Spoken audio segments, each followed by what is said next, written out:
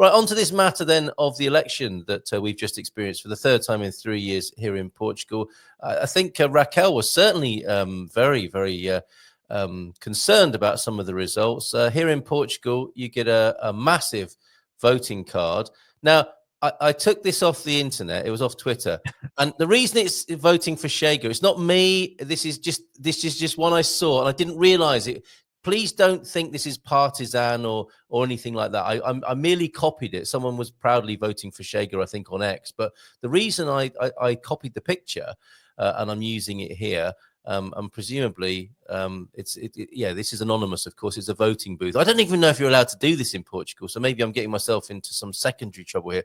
But look at all of those parties you could vote for here in Portugal. Loads of them. You could easily make mistakes as well. Turns out, though, that the power has been divided mainly by three parties, it would seem. You've got the recumbents, the AD have basically won, but the second and third place are tied with the PS Socialists and Chega now. What sort of impact are you thinking then for Portuguese society with this result, Nuno? Okay, so first I was surprised. My expectation, it was that Chega has a lower deputies than the previous on the previous elections. This was my expectation. Actually, I don't know if you are aware that what Chega means.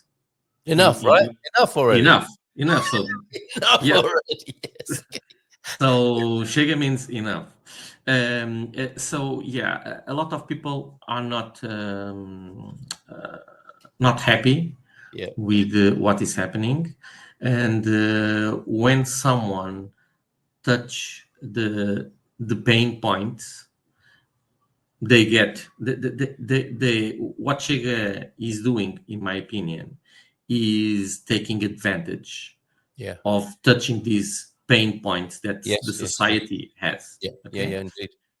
Honestly, I don't know what could be the real position if they reach a power position. Sorry for the power position. I really don't know, because in the end, this is about the people. Yes. And Chega drives around the André Ventura, the guy that is leading the party. I think that the most concern about Chega is that they don't have second lines. It's only about one guy, only about one person. Yes. And other parties, AD or PSD and the socialists, PS, they have a structure behind the main leader. So, and this is the problem of Chega. Chega has had a lot of problems with the people that are representing them. Yeah. And somehow, and this is what is crazy, they reach a point that even due to what the bad things that happened last year, it was not 10 years ago, last year, with some of their deputies, this didn't affect Chega. This is surprised how they can detach for the bad things and keep growing, keep getting people voting on them. So I don't know what could happen. I'm not afraid. I'm not worried with the future regarding this, because in this moment, yes, we have one party that it's AD or PSD, and then to do government, they need to somehow make some arrangements with Chega or with PS. Yeah. So to me, that's a really good thing. I mean, that's like democracy. That's democracy in action. It's not just democracy at the ballot box, is it? We've now installed, I may say we, I mean collectively, Portuguese people culture have elected a group of people who don't necessarily get on, but will have to talk to each other to make things happen. Now, you could say that's awful because that doesn't create dynamic change. It creates a lot of intransigence and stodginess in the political process. But actually, that's probably quite a good safety feature as well, isn't it? We had in Portugal. We have in Portugal an example, maybe on the 80s or the 90s, that we had a situation like this, but only with two parties, PSD and PS. Yes. And they reached the point that they start talking, and we had a 4 years government stability. Yes. Yes. Wow. And this could happen. No, this Yes. could happen. Yeah.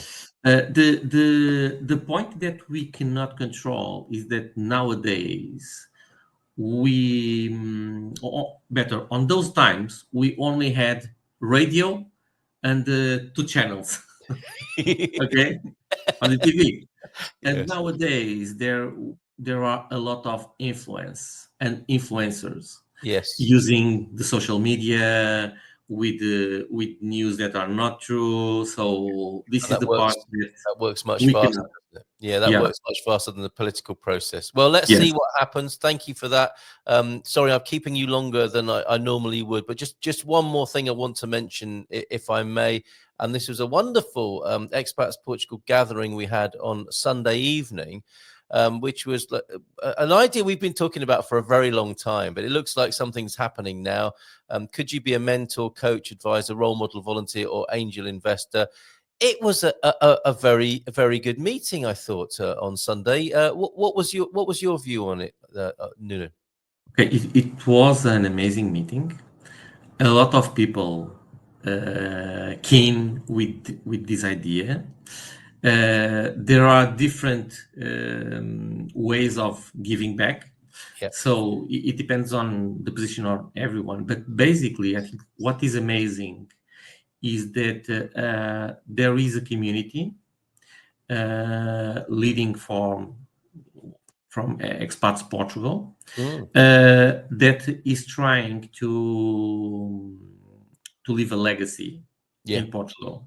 Yes. So it's not about I'm going to say wealthy people, because this is not the situation of everyone that is coming to Portugal, but it's about a community, a non-Portuguese community that is trying to make the difference and trying to make impact in Portugal, creating waves that can we can get some advantage in 20 or 30 years ahead. Yeah, because and it is going to be that sort of time scale, isn't it?